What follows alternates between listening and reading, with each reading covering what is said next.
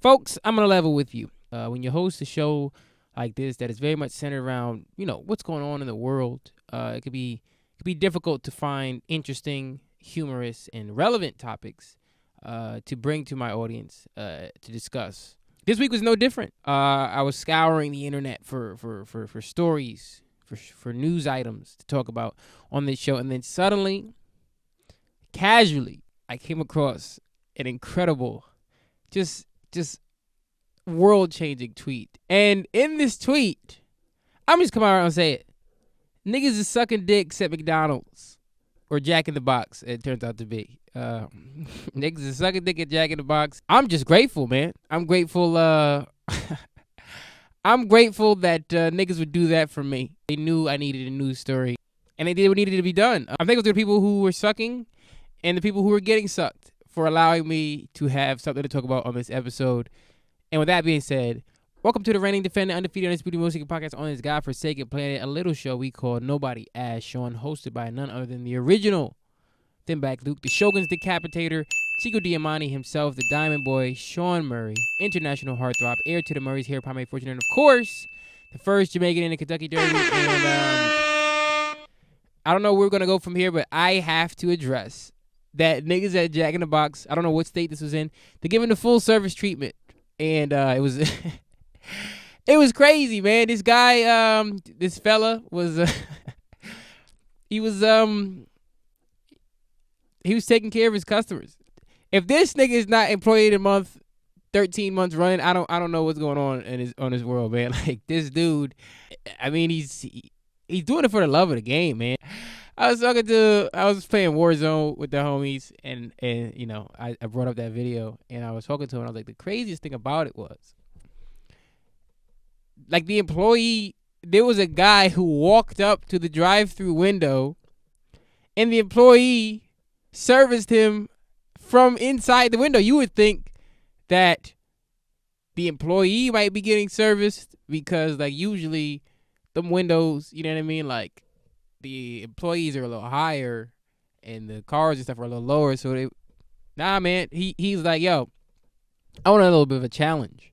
I'm going to do it from inside the restaurant. Imagine you was like his coworker and you went to the freezer to go get some fries. You know what I mean? You came back and you just see my man leaned out the window, and initially you like, oh, he's probably, handing them their goods, their food. And then you just see my man bobbing back and forth. And when he pulls his body back into the window, there's just a man's penis hanging in the window. You probably be on some like, yo, like, I ain't never seen you act like this before. Like, bruh, I just want to let you know that you closing tonight, bro. Because I'm not touching nothing else. I'm good. Like, if this is how we rocking, I'm gonna go ahead and take off, and you got it. I see that you have it covered. You know what I mean? Everyone seems to be getting a satisfactory experience here at our drive-thru, so I'm gonna head out, man. The fries are right here on the counter. I'm gonna go. It was crazy. My man was just standing at the window like it was a urinal, just casually just standing there, like, just, you know what I mean? Just having time. And then there was another video where dude was getting mopped off by his manager. So, like, that's probably why he feels so free to do things like this. And I think by what happened was he was at work one day and his manager was servicing someone, whether another coworker or a customer, and my man caught him, and he was just like, yo, how much do you enjoy having this manager position? He had the manager come service him, recorded it for blackmail purposes, and then now he's got free reign. It's like, nigga, you catch me hanging out the drive-thru window, you know what I'm saying, doing what I'm doing, look the other way, bro, or join in the fun.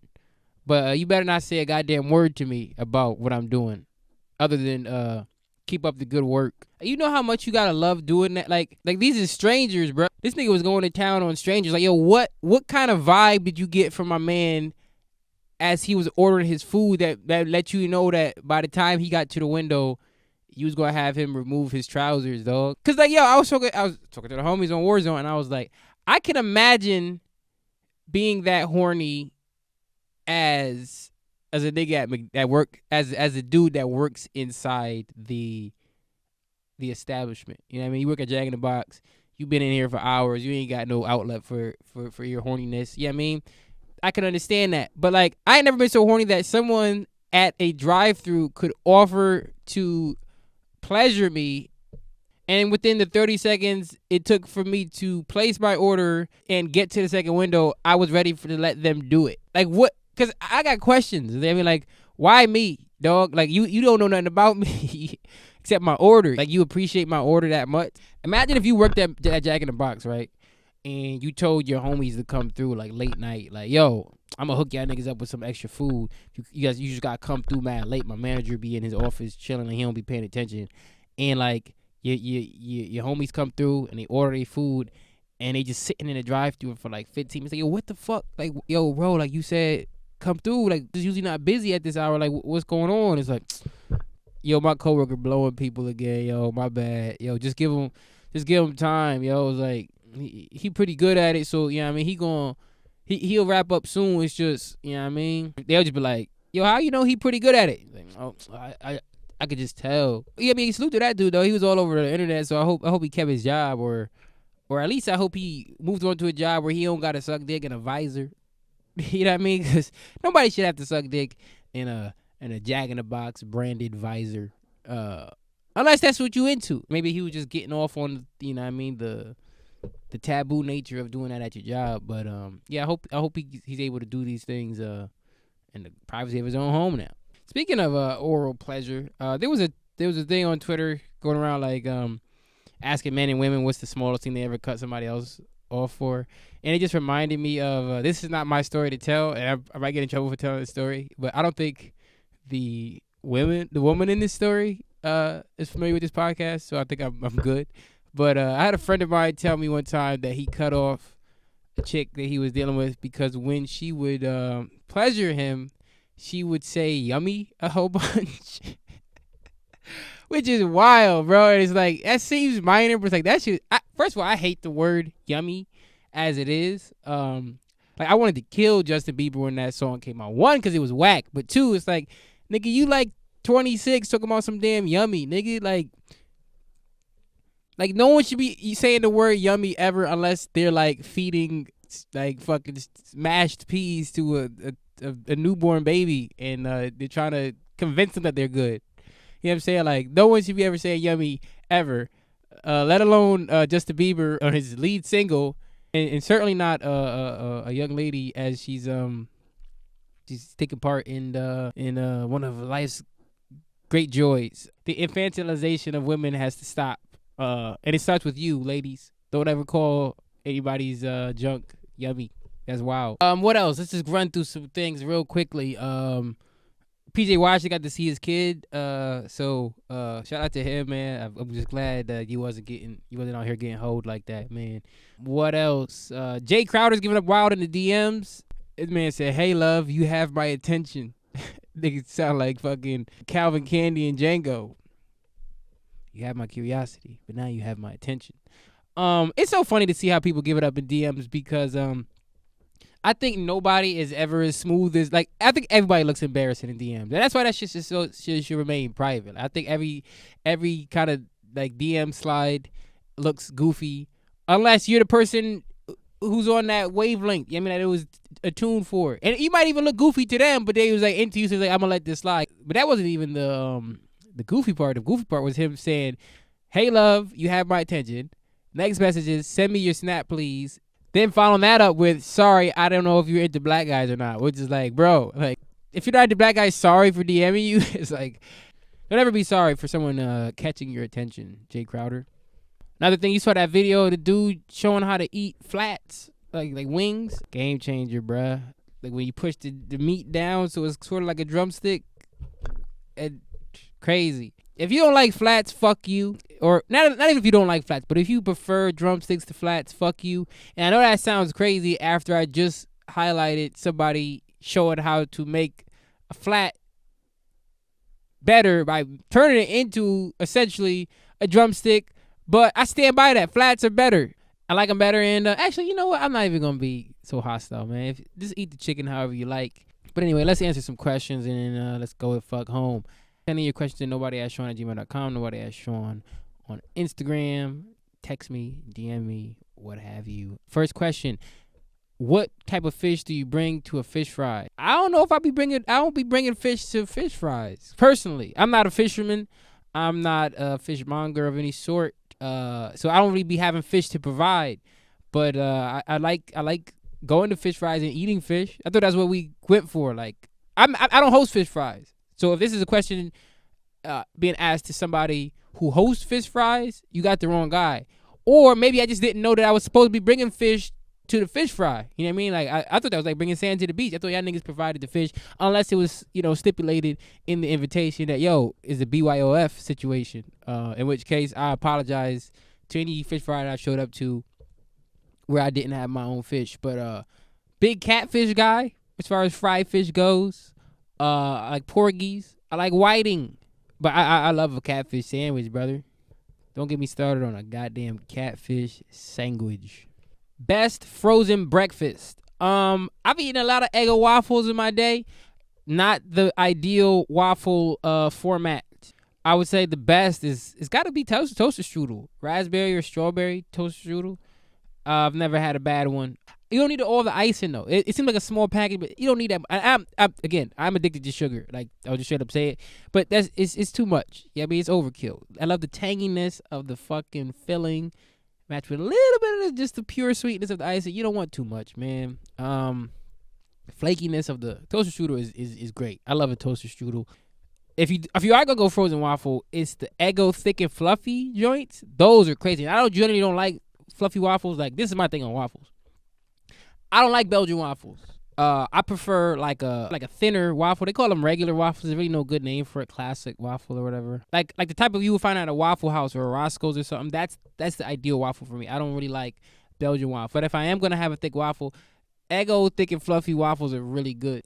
It's tough not liking Belgian waffles though, because everywhere that you go to get waffles, 99% of the time they're gonna have Belgian waffles.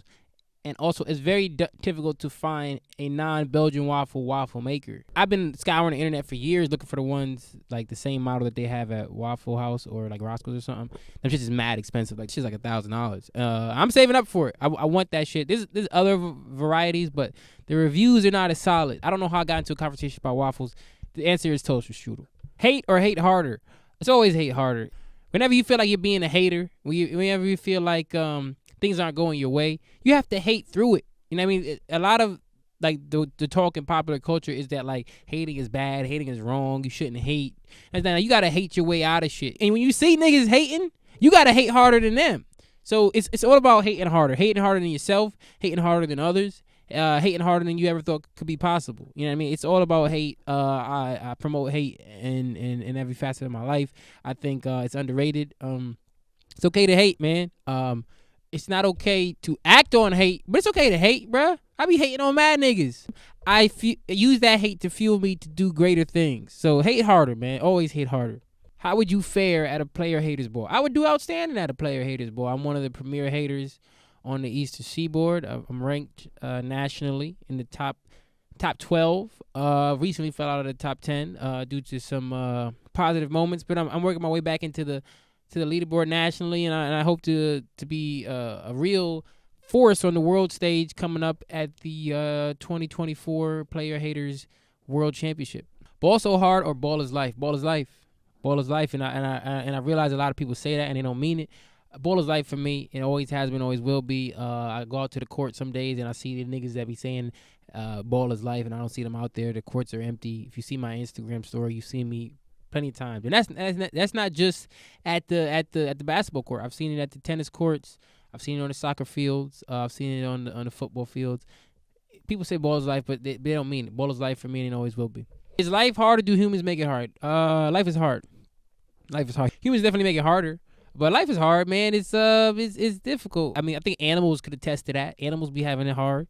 Yeah, I mean, there's a lot of simple pleasures that animals enjoy that we should get back to. But animals would agree that life is kind of hard, bro. You ever see Finding Nemo? That nigga was stressed out. His wife died. His son was out there hanging out with dumb fish and turtles and shit. Life is hard. Capri Sun or Kool-Aid Jammers? I think I like the idea of Kool-Aid Jammers more than I actually like Kool-Aid Jammers. So I'm gonna go with Capri Sun. But Capri Sun had great commercials. Kool-Aid Jammers had great commercials. But remember the Kool-Aid Jammer with the thing with the little like pouch at the top that you would squeeze into the juice, like, and I think it like changed the color or gave it a different flavor or something. I don't know if they still make those, but that shit was cool. But that I would put that over with Capri Suns, but the regular Kool-Aid Jammers, not fucking with a Capri Sun. You know what really went crazy though was the Minute Maid coolers. It was like a Capri Sun, but not. It was Minute Maid's version of it, and it was that. Remember that commercial where the nigga was talking with his belly button or whatever? Them shits went crazy. So I might even put those above both, but since that's discontinued, I'm gonna just fuck with the Capri Sun.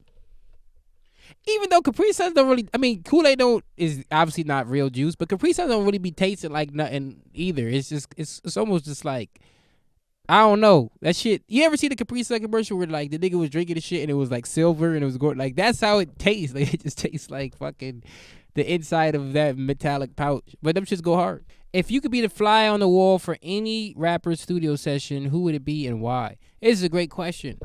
I think I'll probably say Isaiah Rashad because his shit is so vibey, but there's still a depth to it. I would love to see like how he comes about. Like how did he decide like this is a finished song? Isaiah Rashad strikes a cool balance between like esoteric, like almost nonsense lyrics that don't really mean anything to you. It just sounds like cool shit, but also like a certain amount of depth and like punch to his shit where it's like he's a really good rapper, but also really good, like he strikes a good balance between everything. So I think I'd love to see Isaiah Rashad's studio sessions. Finally, recurring question, what are another comedian's jokes that you wish you thought of first? One of those jokes for me is this Patton Oswalt joke called The Power of Jesus. The joke is just about how weird Jesus' power set is. Jesus' superpowers alone are so crazy. He has the most random, like on the one hand, he's got the Necromancer powers, where he can drive away demons and raise the dead. Oh, wow, awesome. And then over here, he can take a little bit of food and make it into a lot of food.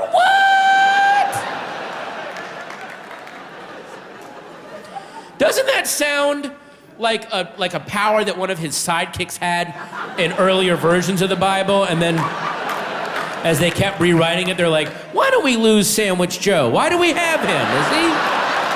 He doesn't really say anything cool. Like Patton Oswalt's, famously an atheist, but it doesn't feel mean-spirited or condescending, which a lot of atheist humor can often feel like. I think it's just kind of one of those like questioning a religion in a fun way. Also, as a writer, it's fun to think about it that way because that is often what happens in a lot of stories. Like these two characters got combined because it's like there's a redundancy, or like it's just better to have this character do this than that character, and then that also works because the Bible has been revised a number of times over the centuries, so it's an interesting way. But I love that joke. That's the last question for this episode. That is the end of this segment. That is the end of this episode.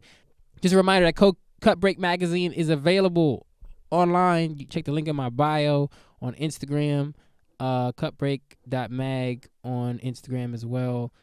Co-edited by myself and Sam Hadelman, created by Sam Hadelman.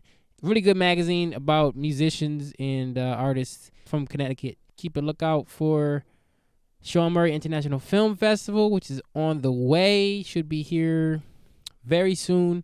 I got the artwork done by my boy Mel Breezy. Came out incredible. I'm so grateful that he did that for me. Other than that, you know what I mean? Like, subscribe, share, save, all that bullshit. And as always, Hulk Hogan, we coming for you, nigga.